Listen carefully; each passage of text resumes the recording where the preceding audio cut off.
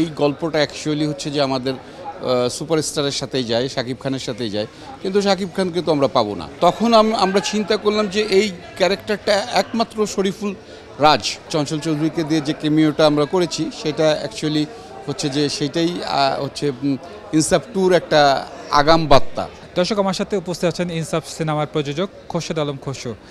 খসরু ভাই, কেমন আছেন? এই ভালো, আলহামদুলিল্লাহ। কেমন যাচ্ছে এবারে ঈদ থেকে শুরু করে এখন প্রায় 1 মাস তো হতে চললো, কেমন যাচ্ছে সিনেমাটি?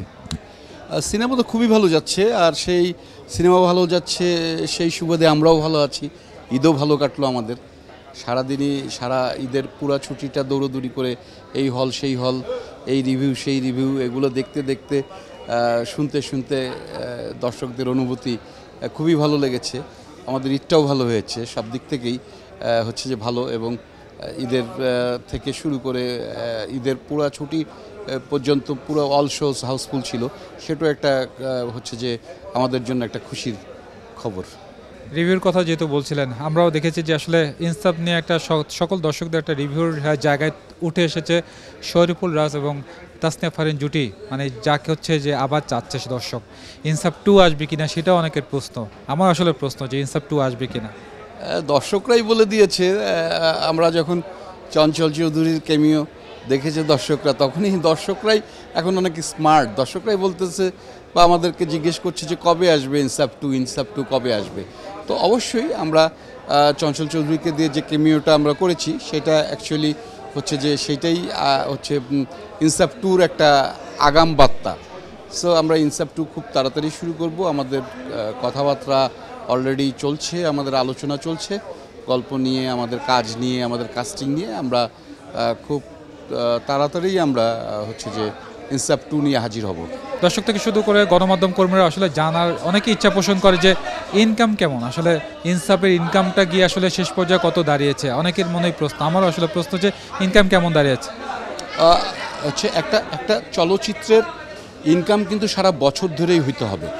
সো এই কেবল তো 1 মাস, কেবল রিলিজের 1 মাস। সো আমরা হচ্ছে যে আরও কয়েক মাস গেলে আমরা আসলে হিসাবের বিষয়টা বলতে পারবো। তবে এখন পর্যন্ত আমাদের আশানুরূপ আমাদের যে আশা ছিল সেলের, আমাদের যে টার্গেট ছিল, টার্গেট অনুযায়ী আমাদের সেল হচ্ছে। ভাই, যেহেতু এই জুটিকে আমরা দেখলাম, অর্থাৎ তাসনিয়া ফারিনের সাথে শরীফুল রাজ জুটি, আপনার আসলে তালিকায় ইনসাফের জন্য কে ছিল একটু খুব জানা ইচ্ছে। আপনি আসলে কাকে ঠিক করে রেখেছিলেন যে ওকে হলে খুব আমার ভালো হতো, এমন কি কেউ আছে? আচ্ছা, এইটার সিলেকশনে হচ্ছে যে যখন আমরা গল্প শুনি, গল্প নিয়ে বসি, তো তখন তো আমরা হচ্ছে যে চিন্তাই করতে পারি যে এই গল্পটা অ্যাকচুয়ালি হচ্ছে যে আমাদের সুপারস্টারের সাথেই যায়, শাকিব খানের সাথেই যায়, কিন্তু শাকিব খানকে তো আমরা পাবো না। শাকিব খান বুক ছিল দুই রোজার ঈদে এবং কোরবানির ঈদে বুক ছিল। তো তখন আমরা চিন্তা করলাম যে এই ক্যারেক্টারটা একমাত্র শরীফুল রাজ, ওকে দিয়েই করানো যায়, যার জন্যই রাজের ক্যারেক্টারটা হচ্ছে যে আমরা এই আমার পছন্দ মতো রাজকে আমরা কাস্টিং করেছি।